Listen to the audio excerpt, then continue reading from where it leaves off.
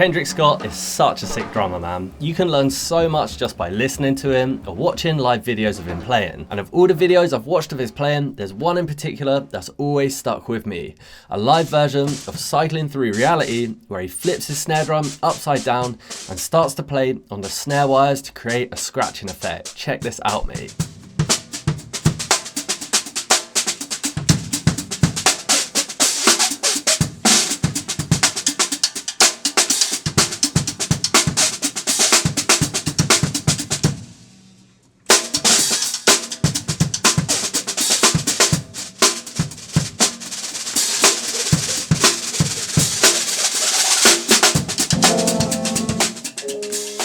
Come on, man, so much crazy phrasing in there. And of course, flipping the snare drum upside down like that is something that most people would never even think of. So my challenge for you is to learn some of the phrasing from this track, utilizing the snare wires so that you can get some inspiration from this out of the box thinking and level up your playing in the process. So of course, you want to flip your snare drum upside down. Now, quick disclaimer, playing your snare drum upside down and using the snare wires like that is definitely going to damage them after a while, especially if you're a heavy hitter. So it's up to you if you want to do that or not, but to learn this phrasing, that's going to be essential. So first things first is we want to get a general foundation down for our groove. So the song's in 6/4, and for the most part, he's playing his right stick on the rim of the snare drum. I've written this as the little diamond. He does move his right stick around a little bit as well. There's a lot of embellishments, a lot of improvisation throughout the whole track, but for today, we're going to play the right stick on the rim. And although he plays a mixture of 16th note rhythms, a lot of the time he's playing 1E and 2E and.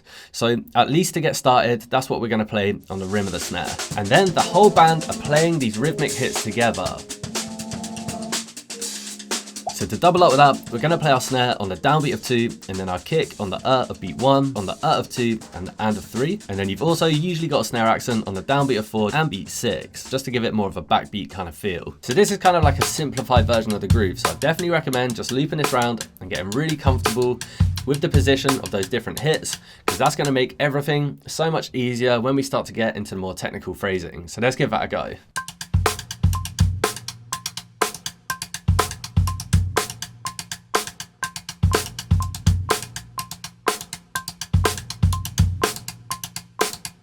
And throughout the track, he plays loads of different variations and is just improvising all the way through. So let's take a look at an example groove of how he fills in the kicks and the snares. So in this groove, we've got a kick on the downbeat and the of beat 1, the of beat 2, the and the of beat 3 and beat 5, and then the e of beat 6. Whereas our snare accent is going to go on the downbeat of 2, and then the downbeat and the of beat 4 and beat 6.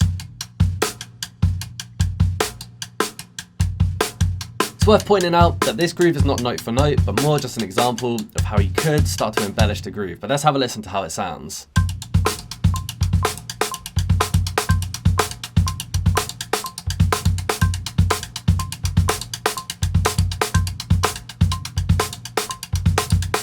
Sick. And by the way, you can download the notation from today's video for free by following the link in the video description. You'll also find a link to the Drum Hub online membership where we break down the same concepts that your favorite drummers are using. There's also a 7-day free trial so you can see if it's for you. So feel free to check that out. But either way, the notation from today's lesson is totally free. And as well as using the notation, I'd also recommend having a go at improvising your own grooves whilst keeping the overall theme of those rhythmic hits in mind. I tapped out the tempo at around 123 BPM, so that'll be a good goal to work towards.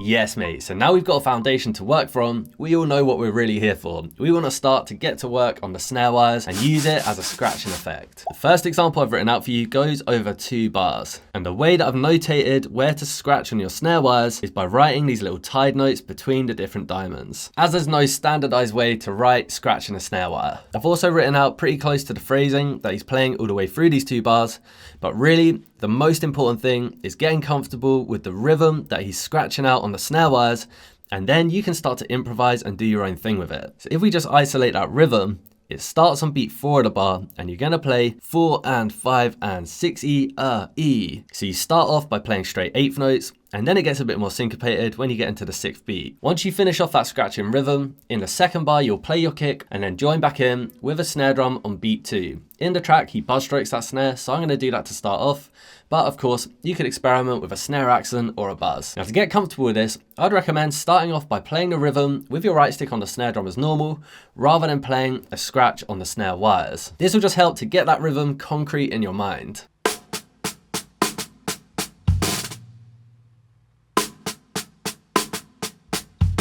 So the next step is, once you got that rhythm down, instead of hitting your snare as normal, you want to drag your stick over the snare wires to create that scratching effect.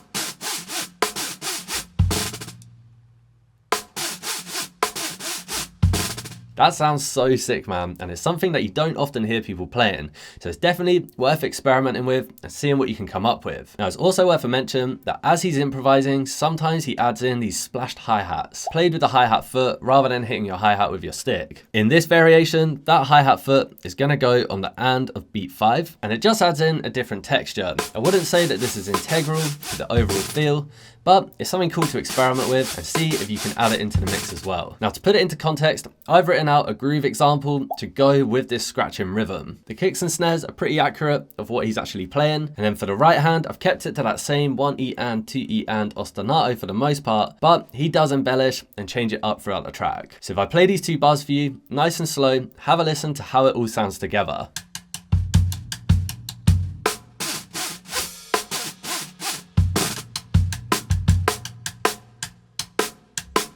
But what I'd honestly recommend is, rather than playing it note for note, I'd have a go at seeing if you can drop in that scratching rhythm at a moment's notice when you're improvising, because at the end of the day, this is an improvised song.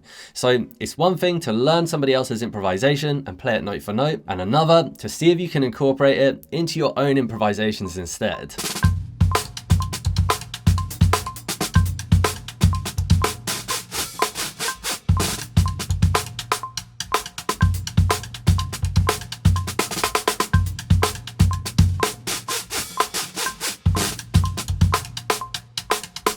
Come on, mate. You know you're gonna have some fun messing about with that phrasing. And again, just a reminder that you can grab the notation for free by hitting the link in the video description. So now let's have a look at another variation that you can get stuck into. So this second variation, in my opinion, is a little bit more simple, and it only goes over the 1 bar. So again, you're gonna start scratching in the 4th beat of the bar, technically on 4 and you're just gonna scratch 2 8th notes in a row, followed by 2 16th notes in a row. So you'll get 4 and 5 and a 6. Once you get back in from the scratching, you'll play a snare accent on the downbeat of 6, a kick on the E of 6, and then another snare accent on the of 6. So again, just hitting the snare as normal without the scratch would sound like this.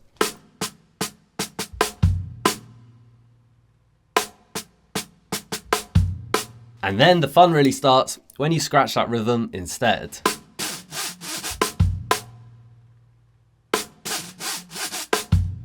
And then again, there is a little splashed hi-hat in there played with the left foot. This time it goes on the and of beat 5, so right in the middle of all that scratching. And just like the previous example, I've written out a little excerpt from the track, which would sound like this.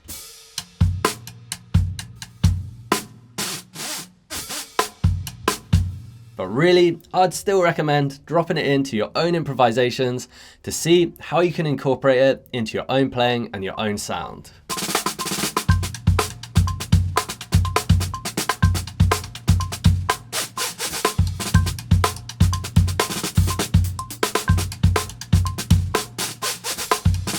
Yes, mate, I've always wanted to make a video on this track. Kendrick Scott's just one of those drummers with endless phrases, and it's really cool when you see somebody doing something completely different from anybody else. And speaking of doing something different than everybody else, of course, you could learn these phrases note for note, which will give you a really good starting point, but then I definitely recommend seeing if you can create your own versions and your own variations so that you take inspiration from the concept rather than copying it note for note. So have a go at setting yourself up with a groove feel and then experiment with adding in different rhythms, scratching the snare wires to see what you can come up with.